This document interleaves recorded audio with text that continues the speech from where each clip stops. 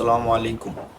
আমাদের অনেক ভাই জানতে চান যে স্বাভাবিকভাবে আমরা জানি জন্মের 7 দিন পরে আকিকা করা সুন্নাহ, রাসূল সাল্লাল্লাহু আলাইহি সাল্লামের হাদিস থেকে প্রমাণিত।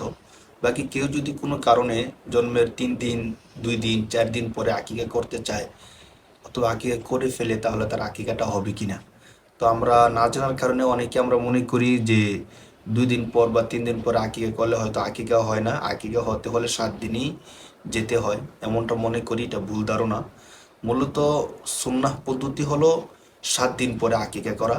বাকি জন্মের পর 2 দিন, 3 দিন, 4 দিন, 5 দিন, এই দিনের মধ্যে কোনো একদিনের মধ্যে যদি কেউ আকিকা করে তাহলে তার আকিকাও হয়ে যাবে।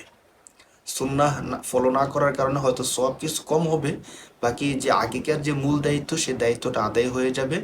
কারণ আকিকার সাথে দিনের সাথে কোনো সম্পর্ক নাই, বাকি সুন্নাহর সাথে সম্পর্ক। অতএব তার আকিকাটা হবে, আমরা কেউ ভুল ধারণা না করি।